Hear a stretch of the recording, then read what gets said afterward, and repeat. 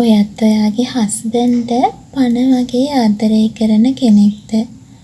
Husband උදේ වැඩට ගියාම එයා ගෙදර එනකන් මග බලාගෙන ඉන්නවද? පැයෙන් පැයට ඔරලෝසුව දිහා බල බල එයා එන්න තව මෙච්චර වෙලා තියෙනවනේ කියලා හිතින් හිතනවද? එයා කන්න ආස කෑම රසට උයලා තියනවද? හැබැයි ඒ හැමදේම කරලා හස්බන්ඩ් ගෙදර එන්න තියෙන, ඒ කියන්නේ හස්බන්ඩ් ගෙදරට එන වෙලාවෙම ඔයා ටක් ගාලා එක්ක දොරවල් වහගෙන ඉන්නවා. එහෙම නැත්නම් මොකක් හරි අසනීපයක් කියලා ඇඳට වෙලා ඉන්නවා.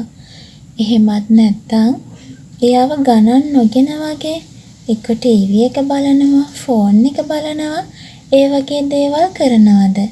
ඒක සමහර විට ඔයාගේ තියෙන පුංචි ආඩම්බරකමක් වෙන්න ඇති. එහෙමත් නැත්නම් ඔයාගේ ආදරේ වැඩිකමට ඔයාට මූණ දෙන්න බැරුව කරන දෙයක් වෙන්න ඇති. කවදාවත් ඒක කරන්න එපා. ඒක වෙනස් කරගන්න. ඔයා දන්නවද? අපේ ජීවිතවල සමහර වෙලාවල් එනවා අපි හිතින් පණ වගේ ආදරය කරනවා. ඒ වුණාට ඒ ආදරේ අපිට පෙන්න ගන්න බෑ.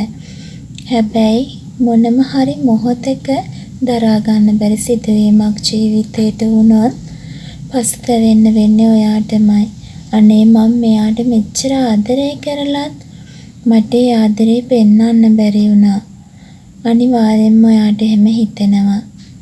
හස්බන්ඩ් වැඩ ඇරලා එද්දී දොර ළඟට වෙලා නැත්නම් කඩුල්ල ළඟට වෙලා එයා එනකම් මග බලන් ඉන්න පුළුවන් නම් හස්බන්ඩ් ගෙදරට ආපු ගමන්ම කොහෙවත් තියෙන ප්‍රශ්න ඇද්දලා අරගෙන කතා කරන්නේ නැතුව ඔයාට මහන්සිද ඔයාට තේ එකක් කරන් ගෙන්නද?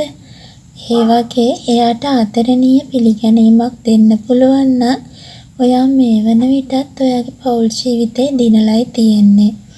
මොකද අපි හිතෙන් කොච්චර ආදරය කරත් වැඩක් නැහැ අපිට ඒක යාලට පෙන්වන්න බැරි නම්. මේක හස්බන්ඩ් විතරක් නෙවෙයි ඕනම කෙනෙක්ට පොදුයි.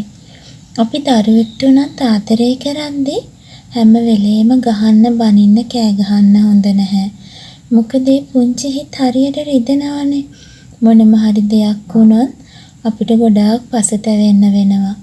ඒක නිසා පුළුවන් තරම් ඉවසීමෙන් ඔයාලගේ හිත ඇතුලේ තියෙන ආදරේ පුළුවන් තරම් අපේ ළඟින් ඉන්න අයට පෙන්වන්න. ඒ ආදරේ ඒගොල්ලන්ට දෙන්න. එයාලව තවත් දිරිමත් කරන්න පුළුවන් ඒකෙන්.